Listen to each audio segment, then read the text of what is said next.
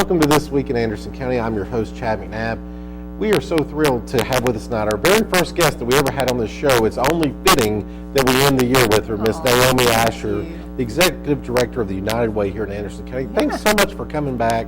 This is our 2018 show and review where we're going to be talking about the year and the year coming up. Sure. And again, just thank you. You were the first person we thought of to do this. Thank you. So first off, just getting to it, how was your Christmas holiday? It was fantastic. It was really good. It was very low key. We stayed in pajamas all day, which is a first for us and our family. So, yeah, we enjoyed that. Lots of mimosas and very nice pajamas and TV, and it was nice. Yeah. Very How nice. was yours? I can't compete with that, but I mean it sounds like a nice day every day. Yeah. Well, that's very good. And how was the 2018 for the United Way? It had to be just an amazing year. Basically. It has. Yeah, it's been a really great year. We gave more in our one-time discretionary grants this summer than we've been able to do the last few years, so we're really excited about that. We awarded record number of grants this year, our both discretionary and our 3-year cycle grants. We added a lot of new stuff this year. Really tried hard to get the word out and start meeting people, talking to people. We did our Taste of Anderson County again. We did our Starfish Awards again. So we've done a lot. We had Glenn Jacobs come and do a breakfast for us. We had Big Jim Haslam come do a luncheon for us. So I mean, it was a great year. Lots to celebrate. It was very heavy. It was a very heavy year this year with political campaigns raising a lot of dollars. So we struggled a little bit. I'll be real honest. That does pull away, doesn't it? It does. I think it was a lot of that. And then, what's really interesting, somebody said to me, well, the economy is better and, some of these things. And I think what happens is when we don't see people struggling, we kind of forget that there's that need. And there's much more the attitude, well, I'm doing okay. You can go out and get a job and you'll be fine. And so that's a really good point. The generosity is not necessarily there as much as it is sometimes. So where we saw when I was at the agency I was at before United Way, when I was there in 2007, 6, 7, 8, the generosity was significant because it was kind of like, hey, I have a job right now, so I want to make sure other people are taken care of. I think that's kind of taken a back seat right now. And so we're all kind of trying to figure out the future, and everybody's kind of tightening up a little bit. And so, it was not our best fundraising year, but we've got a couple pledges coming in next week. I'm still working hard. I was trying to make sure everybody knew that I wasn't allowed to take any time off over Christmas if they didn't hit my goal, and it didn't quite work. We got close, but the sympathy dollars weren't coming in where we needed them, so we're still a little bit short. But we've got a couple pledges coming in next week, and a lot of new companies are stepping up. So we'll be fine. We'll be good. I think that's just a really interesting thing you said there, where the economy is going well. It seems like you turn on the TV, you're about, not this week, but leading up to that, record levels in the stock market, the unemployment at all-time lows. Yep. But that necessarily doesn't correlate to giving. That's very fascinating. So you say that maybe sometimes in slower years or off years of the economy, the giving is better? Yeah. So I think what we see is when people feel a little more blessed to even have a job, they become much more generous and much more willing to give to help those who don't. But when everybody's doing well, it's kind of like, well, we're all doing okay, and I need to kind of worry about 10 years from now or 20 years from now, which is totally legit. It just means that there's a little less of that giving spirit. And then the tax laws have changed, and so I think we took a hit on that too. Anybody who itemizes doesn't necessarily get the same benefit that they were getting before. Really? And so there were several little tax changes that made it a little bit different. So we got some higher level gifts from some places, but then a lot of lower level gifts from other places. So I think at the end of the day, we'll come out all right. But we are still, looking for about our last 20,000. So we've got, again, a couple more pledges coming in, but we would still love anybody who hasn't done their year-end giving that's still got a couple $100 or even $20 laying around, they're ready to send in. We will take it. We will take it. And I'm not allowed to take a day off because we didn't hit our goal. So I will come pick it up. Wow. I mean, that's dedication. It is. Yeah, I'll do it. So you mentioned that several events that you were able to hold, and I saw you on Facebook with Jim Haslam and Glenn Jacobs. Yep. What's your impressions of the new mayor in Knoxville, Glenn Jacobs? I love him. I think he's so sweet. What everyone seems to be saying. He's very personable. He's very interested in regional as well, being really involved and invested in the whole region and not just Knox County. And so that was really cool. It took one quick phone call, and he said, "Yeah, absolutely," and came out for us, and not a moment's hesitation. He was very sweet. He was all in. Very excited to help us raise money. Very excited about the idea that wherever you live, you just contribute to your community. Yeah. If you work in Anderson County, give in Anderson County. If you live in Anderson County, give in Anderson County. So I was really impressed getting to talk to him a little bit, and he's very funny, which I wasn't expecting. So great sense of humor and just really cool, really fun guy to be around. It seems to be the impression that everyone that's gotten to know him over the last couple of months is this guy seems incredibly genuine, giving spirit. I think the people in Knoxville will be well served, it sounds like. And then you mentioned Jim Haslam, who's just a staple in the Knoxville community as far as philanthropy. How did he become involved in the Anderson County chapter here? Yeah, so he's been involved with the United Way for a number of years, forever, since he was really young. And so again, it was as simple as a phone call. We've got some great friends here in Anderson County that have a lot of great connections, and just a quick phone call to him, and he said, "Yeah, I'd love to come do it." So he came out and he actually matched all the donations that were raised that day. So so that was a huge help. I mean, that was significant that he went ahead and matched the dollars that came in that day at the end of the luncheon. So that was a huge help in making up some of those dollars that we were lacking. So how do you combat, and how do you when it is a down fundraising year? Is it as simple as just trying to get the word out to people? How do you overcome those challenges? Yeah, I mean, I think it's just getting the word out. I spent a whole day just kind of calling companies and sending emails to companies that I've been working with for a while but didn't necessarily have a connection with yet, and just said, if you're going to do it, now is the time to do it. We're our big four, we're all kind of down a little bit this year for different reasons, and so we just put the call out, put the plea out, and said, hey, we're down. We don't want to be down. We need to make up this gap so that we can fulfill our 3-year commitments and pledges to the agencies that we have awarded grants to. So we need you to step up and help. And this community, I've said it 1,000 times, I'll say it again, never has there been a need of an individual or an organization that I have seen that's gone unfulfilled. It's just the community steps up, and it's amazing. It's truly amazing. Absolutely. And who are some of the recipients of the discretionary and 3-year grants? Yeah, so the really cool thing is we have really made an effort to make sure we're serving all of Anderson County. So we're not Oak Ridge centric. We're really up throughout the whole county. Tell people all the time we're all the way from Oak Ridge to Rocky Top. Sure. And so we have got Boys and Girls Club North Anderson, which is up in Lake City Schools in Rocky Top.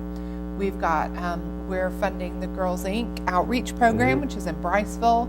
We've got Second Harvest, got a discretionary grant this year to open a food pantry in the Briceville community.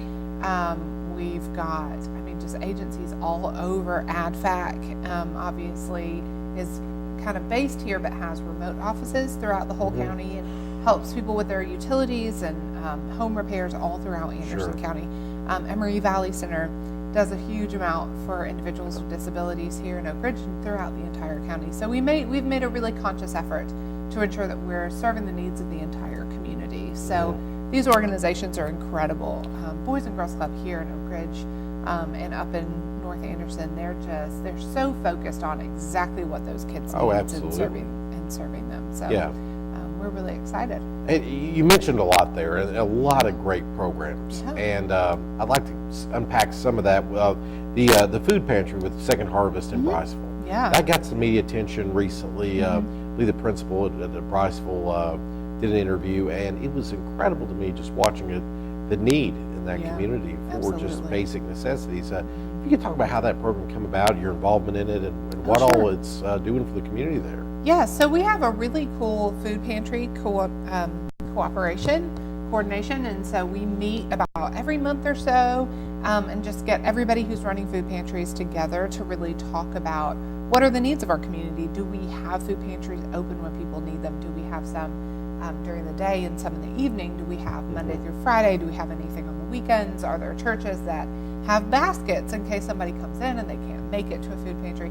So we've really tried to coordinate everybody and make sure those needs are getting filled.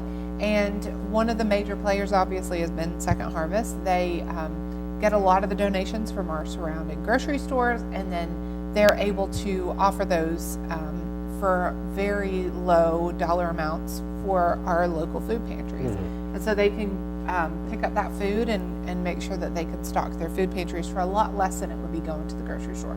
And so Second Harvest has been a really important player in those conversations. And just through talking about the entire community and serving the entire community, I think it really came up, the need. And then there were several local people that really saw the need and wanted to do something. And so I don't know all the details on how that came about, but that really came about to bring that food pantry to the Bryceville community. Sure. And then one of the first things they did was request a discretionary grant from United Way. Obviously, our panel was very excited about that because we've been pretty good with our collectibles, and we've really cut a lot of expense out of our operating budget. We had the dollars to be able to do the highest amount of discretionary grants that we've done. So we were excited to be able to fund that.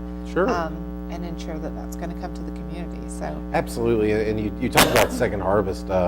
People may not have any idea the amount of meals that they deliver or the pantry. Like you said, the need is there. I was recently, if you know Torch in Oak Ridge, the Homeless Alliance. Another agency partner. Exactly. And they recently did a presentation on homelessness in Anderson County. Yeah. People, I was shocked.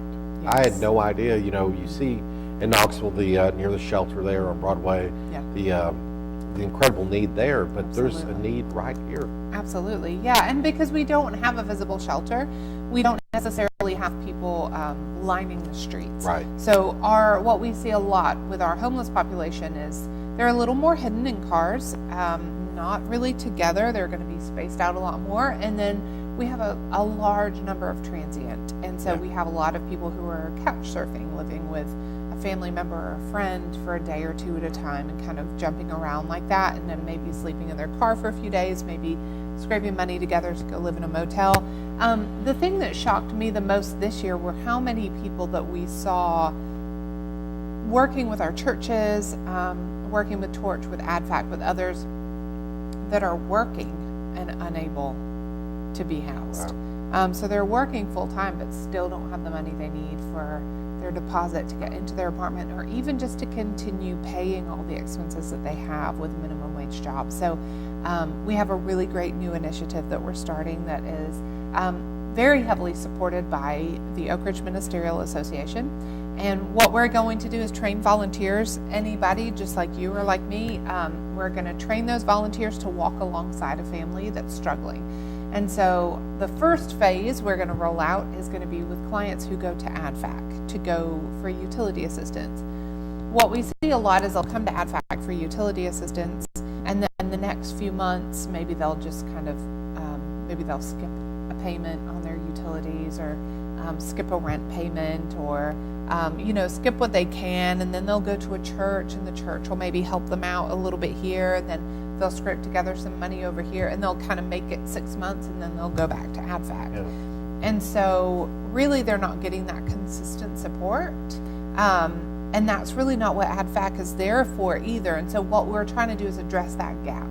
And so a volunteer will be assigned when they come to ADFAC. They'll get an assigned volunteer who'll meet with them, go through their budget, kind of talk about, hey, maybe we could look at your cable bill, or maybe we could call and advocate for this bill over here, consolidate some debt, maybe we could consider this or that. Make sure that they know all of the resources that they're available for. A lot of the time these families they don't know what's available to That's them. a whole nother subject that I want to get into you with. Absolutely. As far as the unknown assistance that's available out there to people that are struggling. Yeah. I want to get into that after this commercial break. We'll be right back with Naomi Asher, Executive Director of the United Way here in Anderson County. We'll be right back after this. I am for the child who lives in motels, cars, and shelters, now in foster care, a group home, where he sleeps not on a bed, but on a temporary cot. He is the child I am for. I am a CASA volunteer. I am you.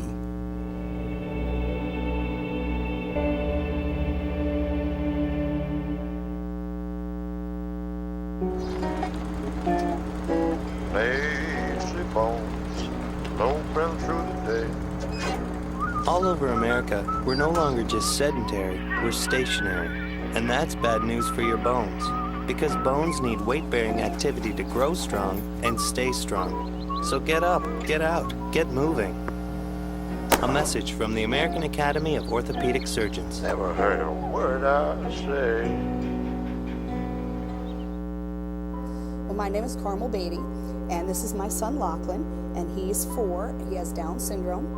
And a couple of years ago, we looked for a program for him to attend a daycare or a preschool, and we really weren't prepared for the obstacles that we encountered when we were looking for a program for him, just because he's not on the developmental level of a typical child. But we found the Early Learning Center, and without hesitation, they said they would be happy to have him, they would be happy to serve him, and he has really enjoyed coming here. He's been here almost 2 years. He's thrived in their program. They don't hesitate if they need to make adaptations for an activity for him to participate. We've always tried to just form his life around him being a typical child, that he's not different from the other kids.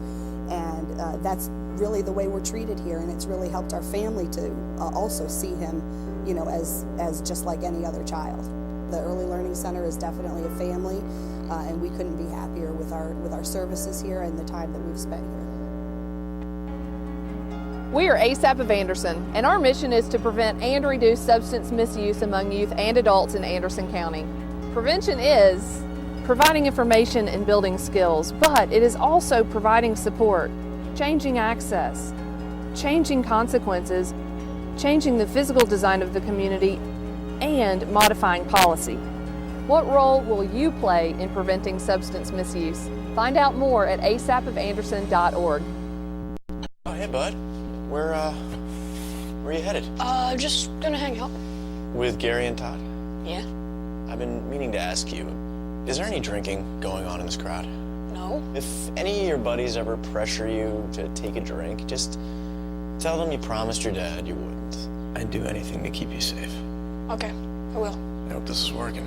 I promise. Love you too, Dad. They really do hear you. For tips on what to say, visit underagedrinking.samhsa.gov.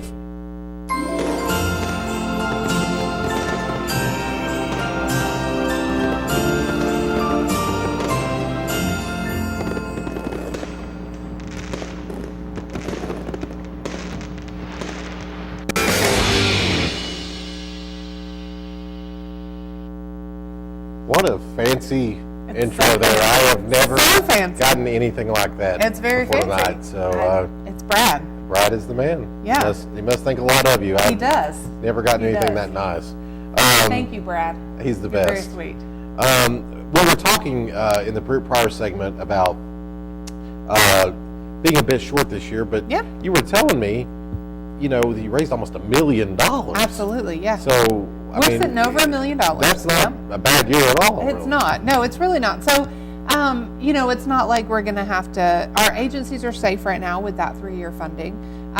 It's things like that discretionary grant that I talked about earlier. That's project-based one-time grants that we get to do.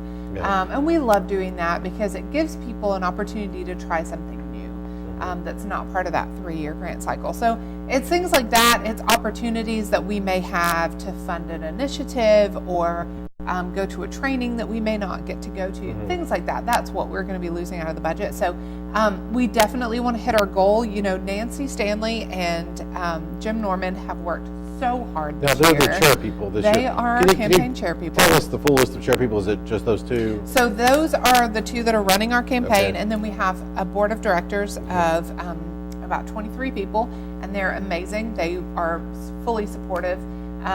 And so they are out working hard. We have a reach and resources team that works really hard to help identify new companies as well. So we've got a lot of people involved, but Nancy and Jim really did that, a lot of those phone calls. Bear Stevenson, who chaired the campaign for me a couple years ago, and then also previously, quite a few years ago, chaired the campaign the first time. And so he still makes a lot of calls with me. He still calls people for me.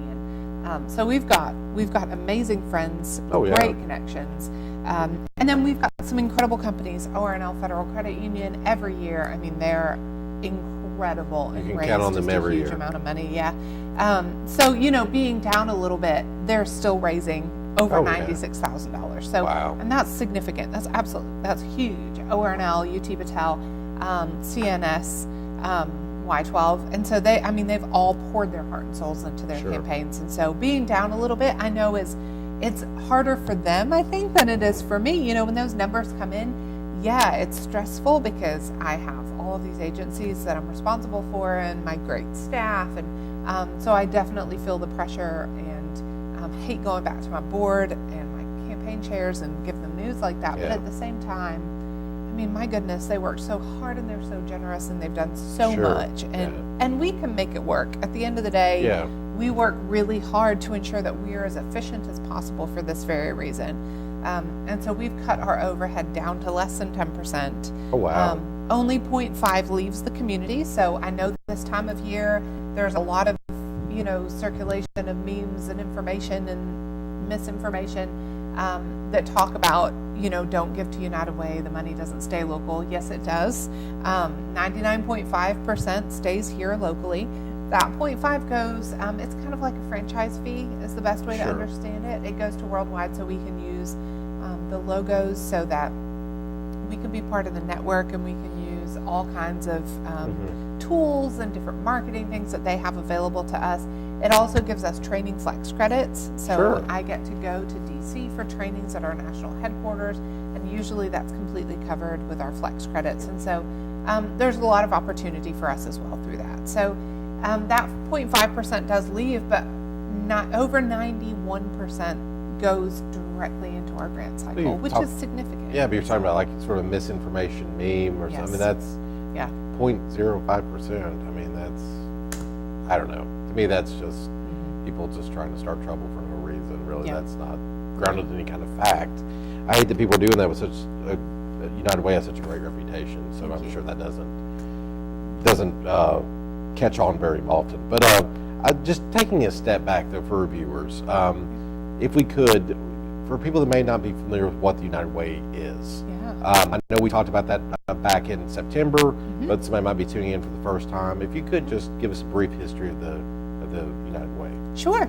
And so United Way was really started as a couple different organizations. Community Chest was one that was here local, and it was just a way to kind of pour the money into one pot and then see who needs it and let's divvy it out, because it gets really complicated to figure out who needs money right now, who doesn't, where should it go, is this a good organization, is it not? And so it kind of evolved over the years, and then in the mid-70s it became United Way and structured into United Way America and United Way Worldwide. And so United Way Worldwide, the way that it works is we really have a lot of leniency with how we run our local organization, which is again why I say I can't speak to other communities. I don't know what's going on.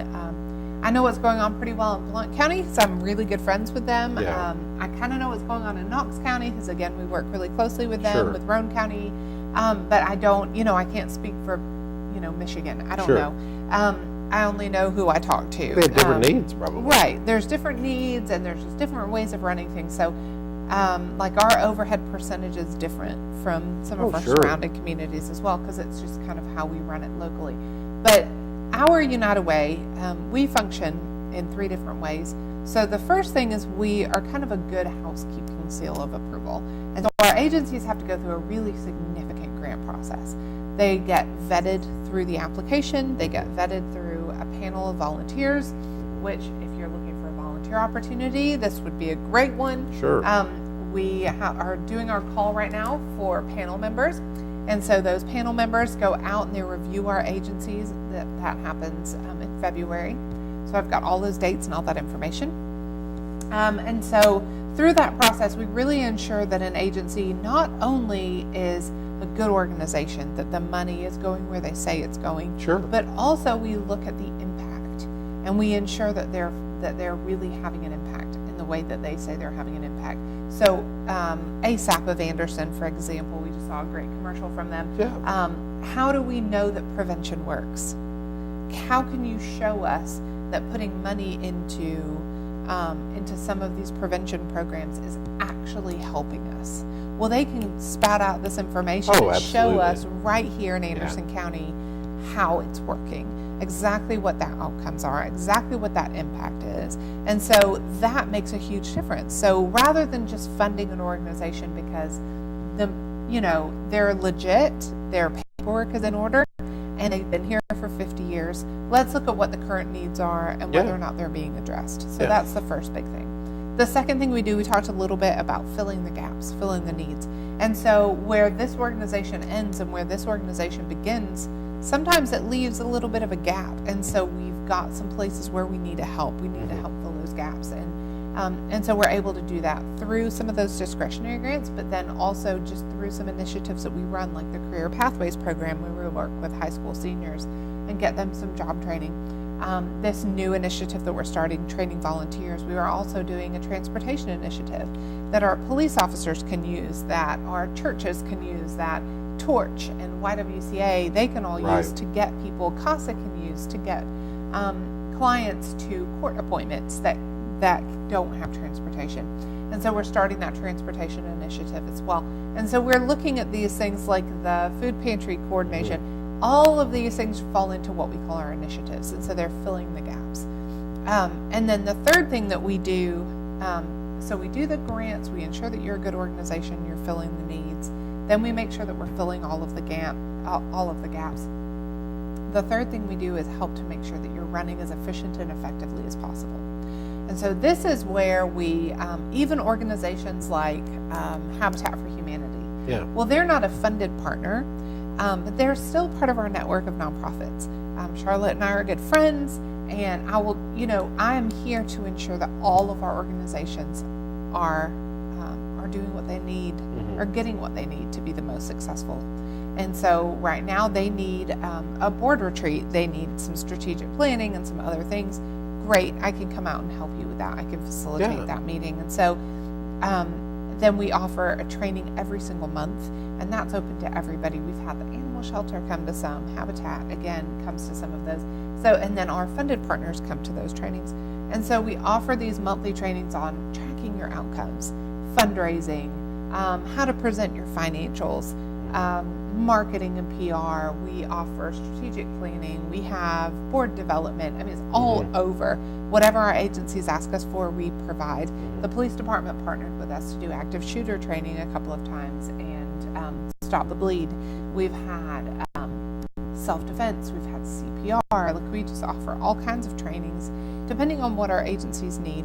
I remember when I was an executive director for a partner agency, if somebody gave me $200 and said it's completely unmarked, spend it where you need. Well, there's a training that I need over here, and there's a client that needs service over here.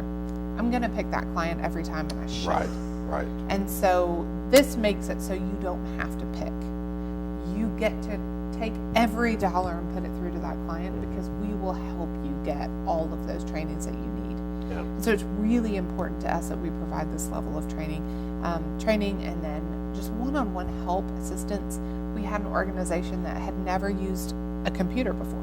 Wow. And our grant, yes, just a few years ago, when I took over, we had an organization that was filling out their application by hand and pen, and all the others came and typed. And I kind of said, well, why? And they said, oh, that's just the way that organization is. Well, that's not good enough for me, because I knew at the time, I mean, this is almost 4 years ago, almost every grant application that I was doing at that time were all online. And I knew that we were moving to that same way too.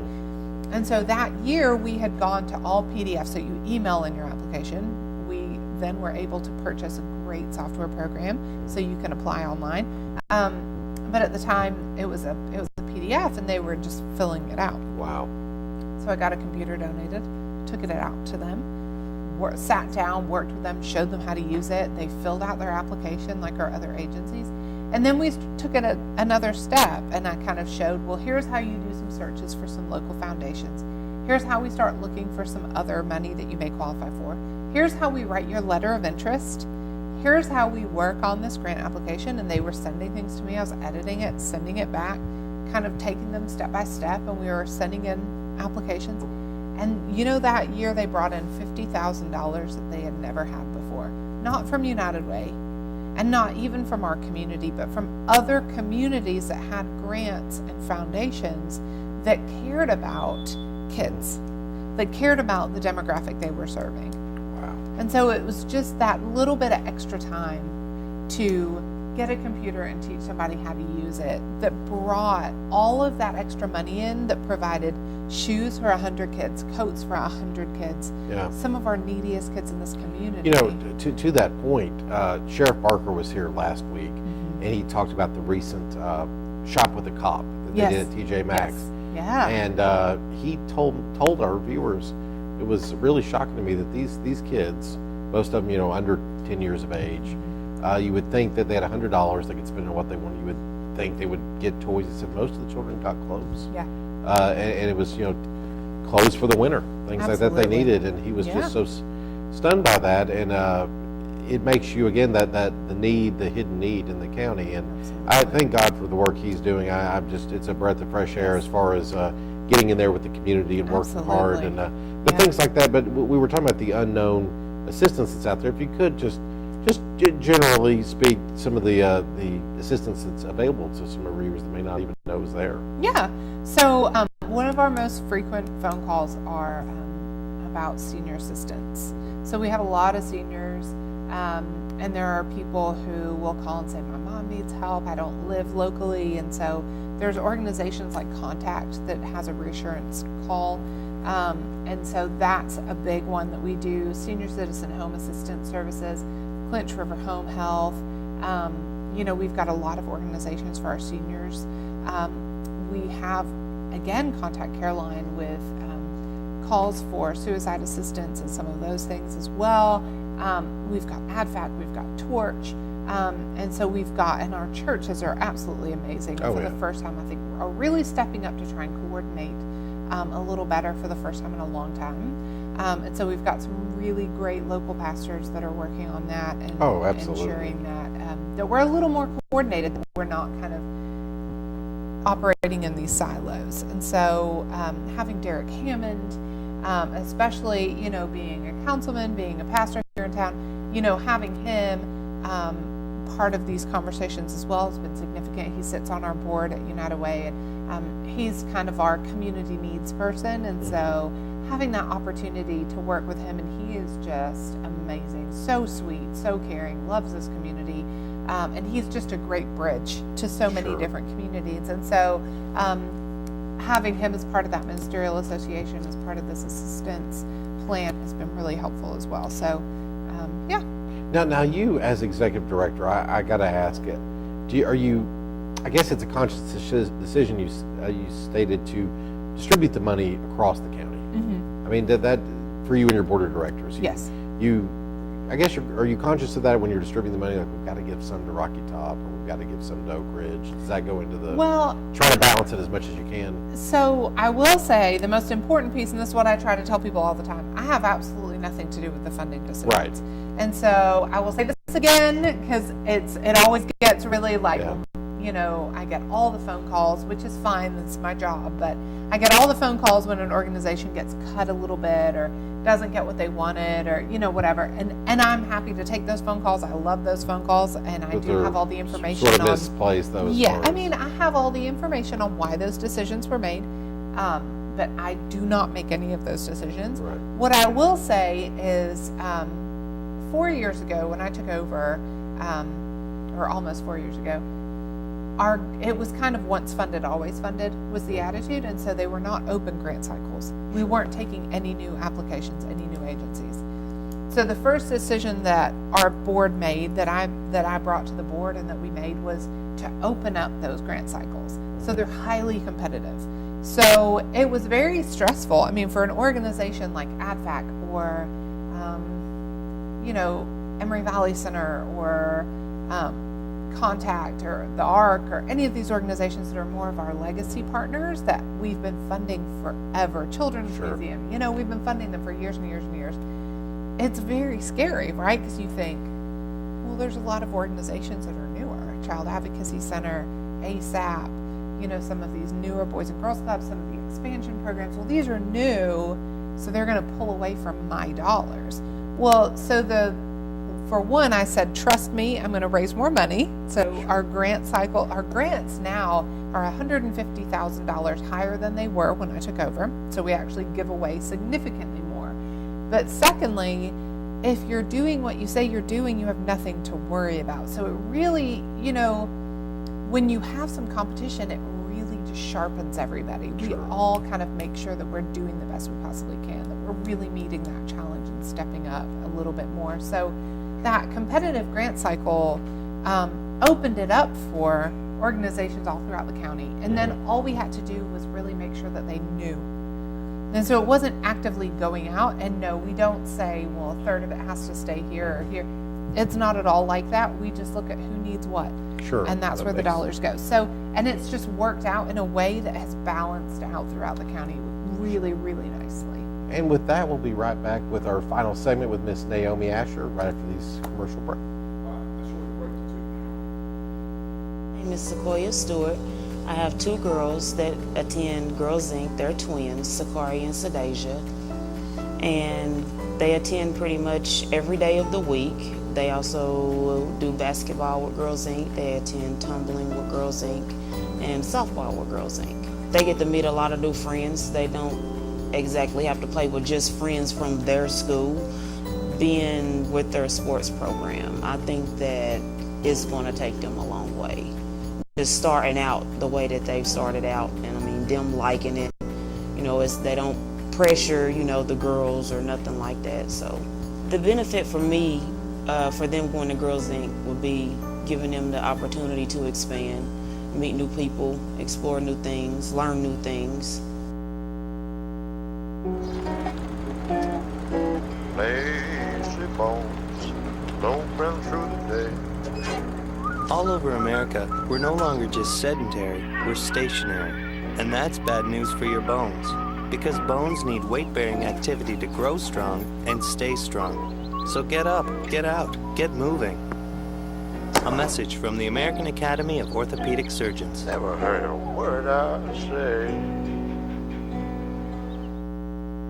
We are ASAP of Anderson. We are celebrating 10 years of prevention, powered by more than 11,000 hours given by volunteers like you.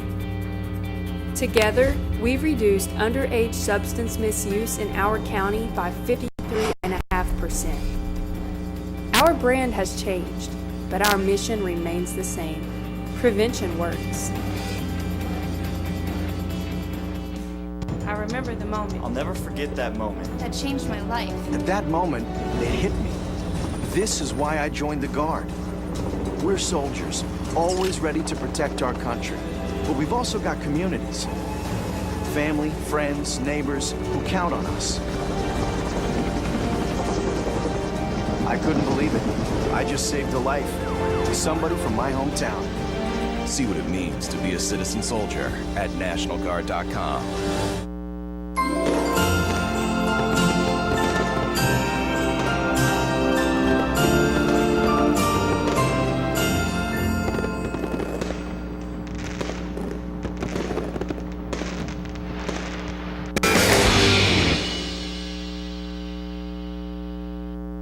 Welcome back to This Week in Anderson County. I'm your host, Chad McNabb.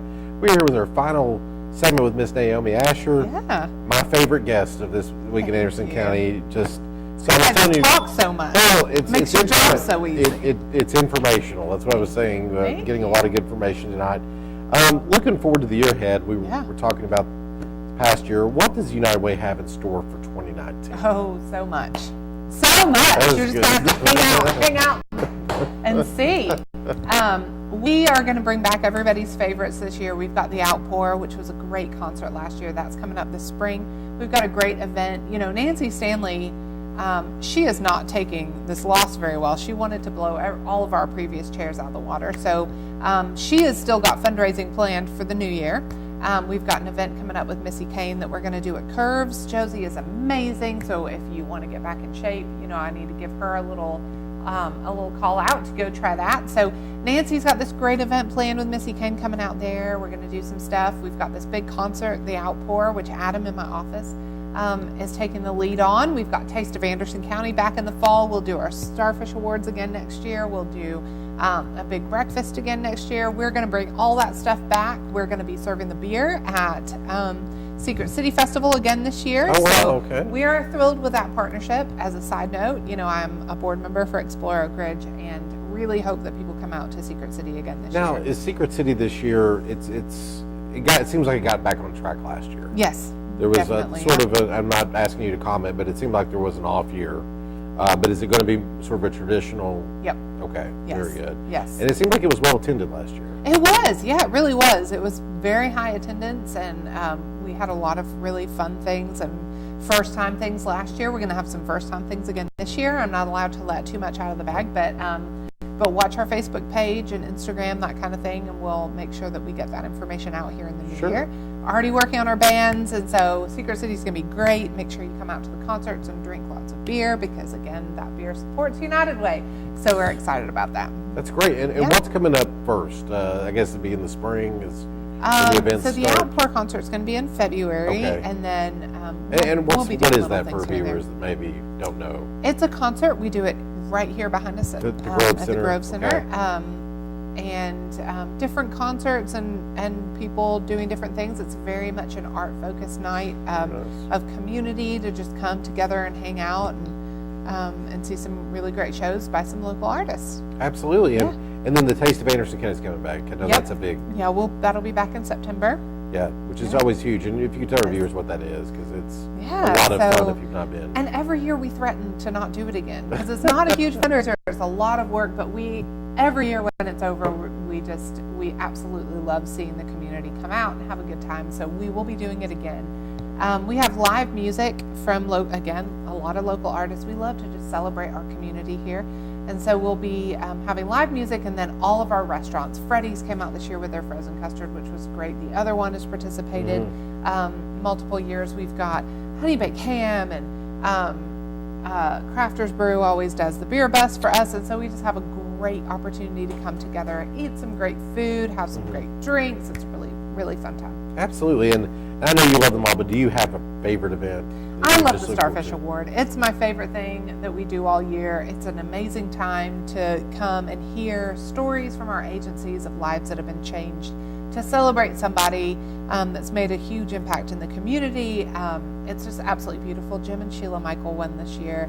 The first time we've had awardees, or the second time we did have Gene Caldwell and Dottie Thompson several years back. But it's a wonderful time to just come and celebrate the fact that our community is amazing and that people are consistently getting what they need and are being, supported and loved and treated with dignity and respect by these amazing organizations that are here in And town. speaking of awards, that is a perfect segue to you're recently the recipient of the Postma Young Professional Award. Yes. Well deserved. That had to be just a humbling experience. Very much, yes. If you tell our viewers what that award entails, what that honor means, because it's really something. Well, now you're going to make me uncomfortable and put me at a loss for words. But It's true. I know everybody says I'm never at a loss for words, but if you were there, it was kind of awkward. I pretty much just stood up and took it and sat right back down again. I didn't say anything because I was very overwhelmed and very humbled. But for me, it was very emotional because Pat Postma is just probably my favorite human, and if I could I had literally just leaned over and said, if I could just be half the woman she is when I grow up, I'd be happy. And then she started talking, and I had no idea that she was talking about me. And then I started to figure it out, and I just was all tears. And it was very significant to me personally, and I think it's a great way to get United Way, out there. And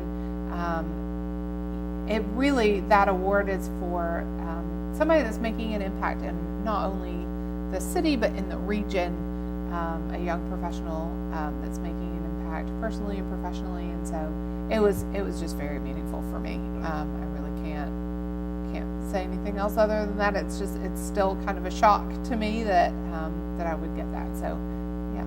Well, it's not shocking for us to watch you here in Anderson County, and I can't begin to thank you for all that you do for the county.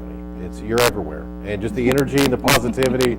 I was joking. I just want to go out and try to raise money right now because you see let's do it. Yeah, exactly. Well, please go ahead. The cameras are on. Exactly. Raise them But right away. We do appreciate just the positive energy and all that you do. You're making a difference in so many lives. We wish you the best in 2019. I'm sure it'll even surpass this year. But with that, thank you again for being here. We are going to go to commercial break. I should mention the show is brought to you by In-N-Out Maintenance. Jimmy Bouchard, please contact Jimmy for any of your maintenance needs. He's the only person that I trust. He's man for the job. Please check him out on Facebook, In-N-Out Maintenance. And also we want to thank Oak Ridge Floral for donating the set last week. That was incredibly kind for our Christmas show. Please check them out for any of your floral needs. They have lots of great stuff over there. We'll be right back with Daniel Hodge of Magnolia Blooms coming up next to talk about the year review and technology, all the new things coming out next year in 2019. Please stay with us.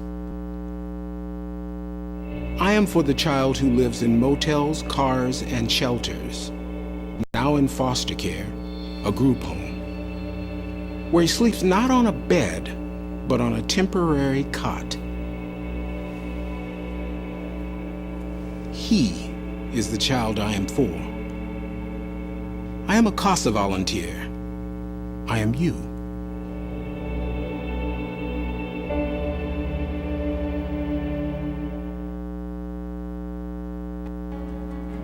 We are ASAP of Anderson, and our mission is to prevent and reduce substance misuse among youth and adults in Anderson County. Prevention is providing information and building skills, but it is also providing support, changing access, changing consequences, changing the physical design of the community, and modifying policy. What role will you play in preventing substance misuse? Find out more at asapofanderson.org. Oh, hey, bud. Where are you headed? Just gonna hang out. With Gary and Todd? Yeah. I've been meaning to ask you, is there any drinking going on in this crowd? No. If any of your buddies ever pressure you to take a drink, just tell them you promised your dad you wouldn't. I'd do anything to keep you safe. Okay, I will. I hope this is working. I promise. Love you too, Dad. They really do hear you. For tips on what to say, visit underagedrinking.samhsa.gov.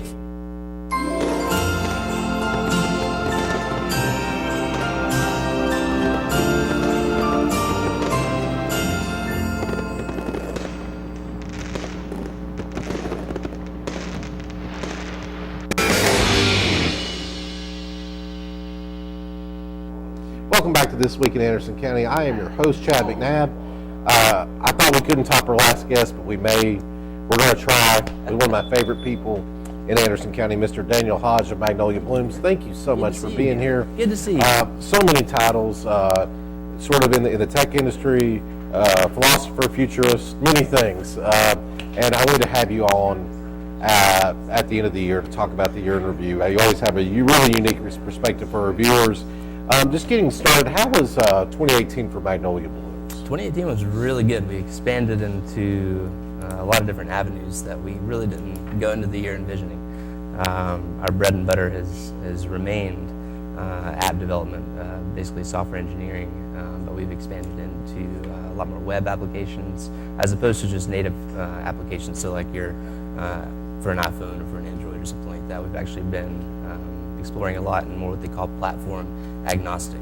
And so what that means is, that's kind of a trend as far as something that we are seeing kind of across technology in terms of people. This is sort of an ad that could go on either Android or iPhone. As long as you have a browser and connection to the internet, whatever device that may be, you can access it. So it really opens up a lot of different doors. Do you think that's probably the future of apps?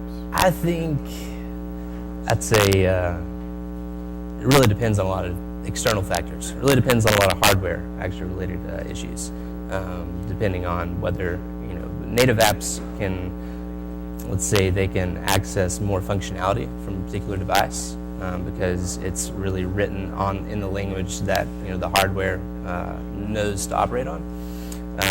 But really, the ability of hardware to actually advance to the point that it can sustain and work more efficiently with platform agnostic programs is going to open up a lot of doors. And if you hear people talk about the Internet of Things, your house is smart, your car is smart. Yeah. It's connected, all these different all this data that's being collected as a result. You can have those devices interact with each other more productively than they could otherwise. Okay. So instead of having to respond specifically to the operating system of that, let's say your car, as opposed to somebody else's car. So just lets things talk to each other, just using the vehicle being the internet, in that case. And I was talking to you earlier today about being on the show. That I was wanting to get your take on what you think the biggest story was in 2018 as far as technology, the biggest advance or biggest story. What really stood out to you? I know that's a big question, but so much happens every single week, it seems. But what really stood out to you this year as someone involved in that field? Actually, probably an awareness thing as far as tech goes. I would say 2018 is like all of a sudden the year that everybody woke up and realized that, wait a minute, big tech has actually become somewhat of a monopoly. We talk about data, we talk about Internet of Things and all these things like that, and the fact that they are collecting that data, we've all of a sudden realized, wait, maybe they weren't being as responsible with that as they should have been. Things like the Cambridge Analytica scandal. Exactly. A lot of things regarding Facebook, a lot of things regarding Google, a lot of things that regard Twitter, any of the social media as well, just in general as far as deplatforming goes. So there's been a question that's thrown into, these are private companies providing a service, and whether and what free speech or to what extent is allowed has been a really big issue that's been brought to the fore, specifically this year, because a lot of those, let's say, fragile systems have broken.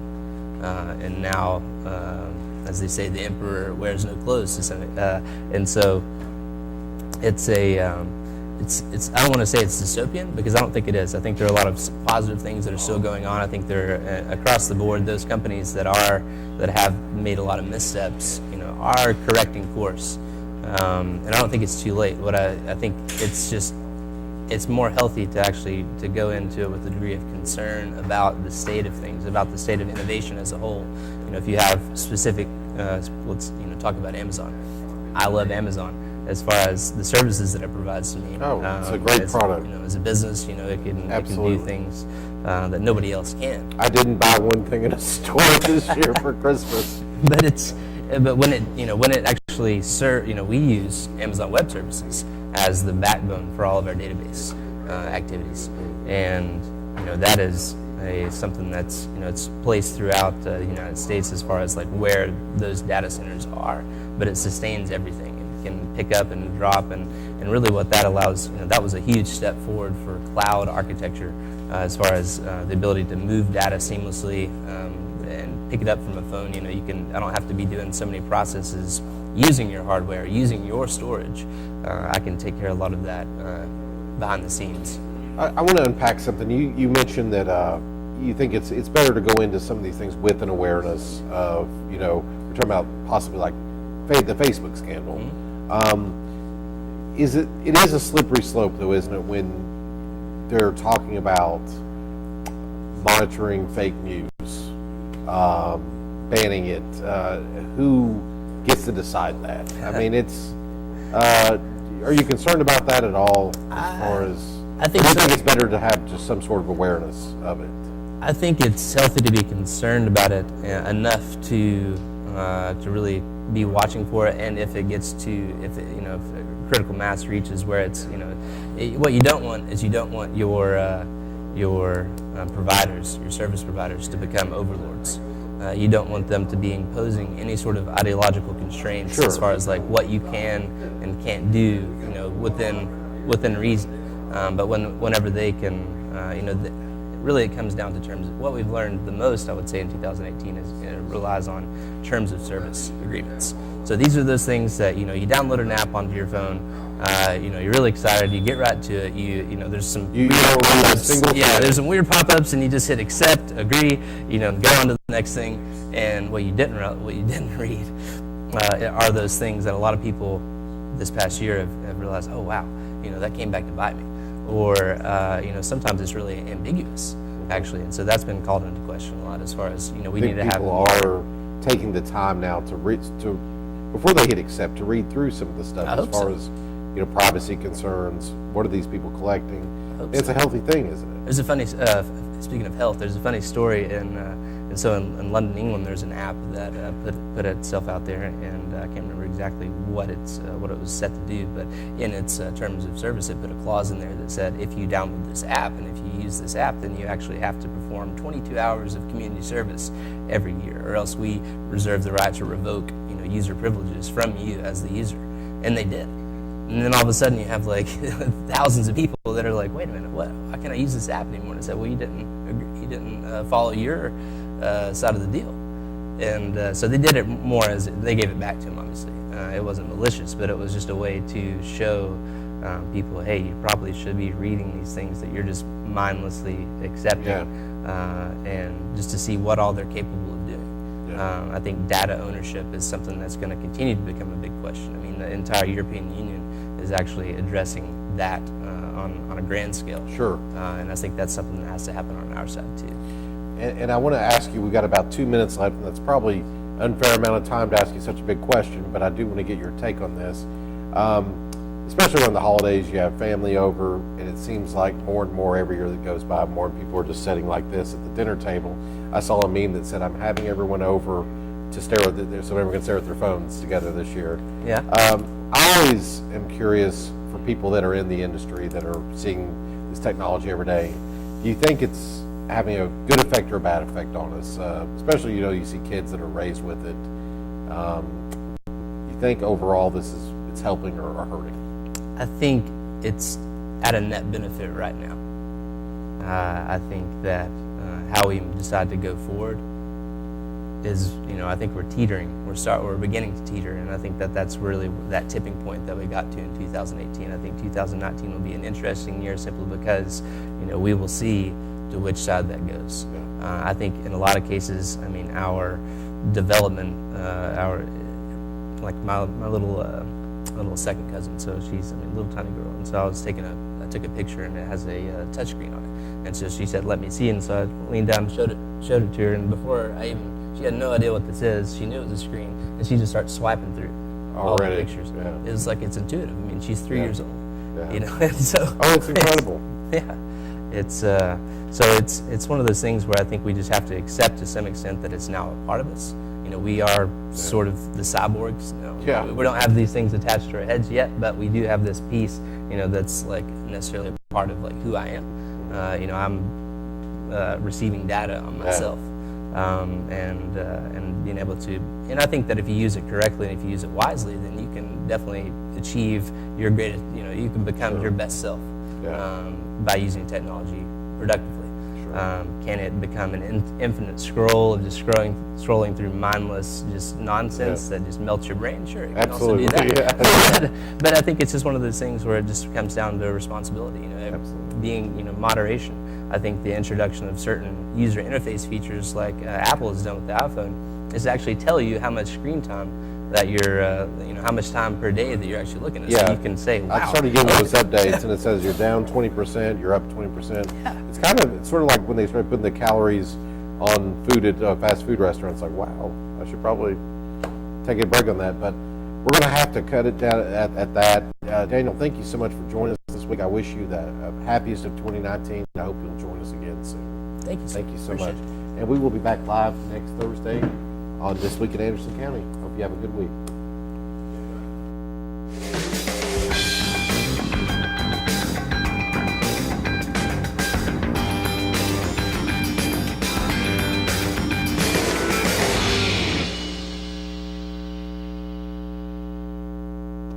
In Vietnam, we took care of each other. In combat, you look out for your battle buddy. I'd do anything for my unit. When things get tough, it's great to know somebody's there for you. Every step of the way. DAV stands behind America's veterans to make their transition back home easier, with free services and help getting the benefits they've earned. Help us fulfill the promise to our men and women who served. Go to